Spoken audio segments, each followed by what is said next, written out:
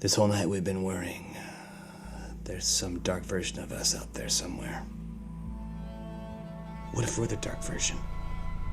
Coherence is a sci-fi thriller that was released in 2013 and was directed by James Burkett with a small budget of only $50,000.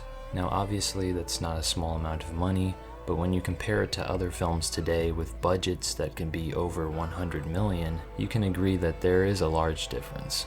However, despite its limitations, I think Coherence is definitely a great film and personally one of my favorite movies. The plot of Coherence is simple but very interesting.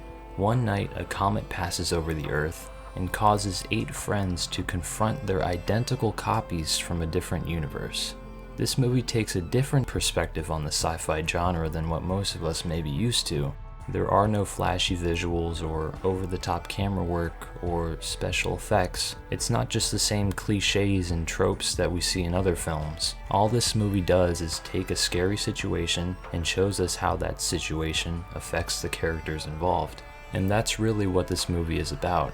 It's about this group of friends and how they are slowly tearing themselves apart. They don't know what's going on, and neither does the viewer. As the movie progresses, we are given more and more information about what's happening, but it forces you to pay attention to the little details. It's very tense at times, but it doesn't feel too fast or too slow. This movie knows how to build suspense, and it does it so perfectly that the whole thing feels like one rising action. This movie just shows you that you don't need a large budget to make a great thriller. All you really need are interesting characters and, more importantly, an interesting concept. And I would even argue that this movie is more realistic and grounded because of its low-budget film style. You can actually relate to the characters more, and the acting just makes it even better. The whole cast gives some really solid performances, especially Emily Baldini, who plays the main character of M. And I don't want to give away too much, but there is a certain scene that really caught my eye. Really know where they were.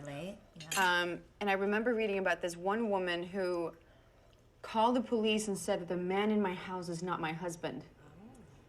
And then the police came over and they said, "This is your husband." She said, "No, this is not my husband. I killed my husband yesterday." Awesome. That's how I know it's not him. Awesome. But they couldn't arrest her because he was standing right there in front of them.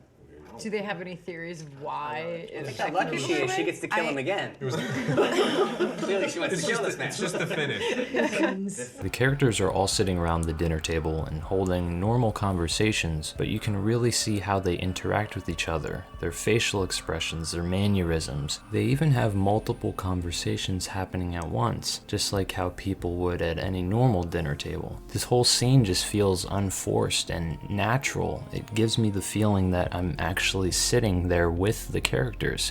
In fact, Burkett actually stated that most of the lines in this movie were improvised by the actors themselves, which is something that most films can't pull off. Yeah, I wanted to take it one step further. I didn't want them to have lines because I don't want an actor to be thinking like, when's my turn to say my line?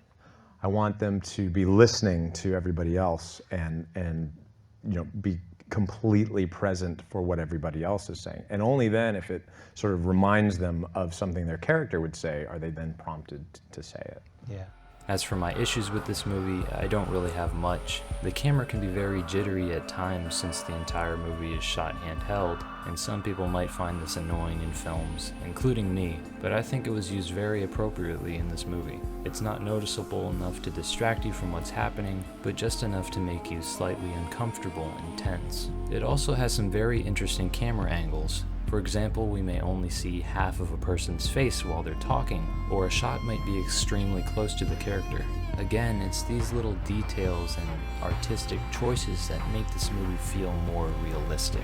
With that being said, Coherence is truly a great film that stands out from others, and has perfect suspense, acting, and an amazing ending. So I'm going to give this movie a 9 out of 10. I really hope you guys can check it out. It's definitely worth watching.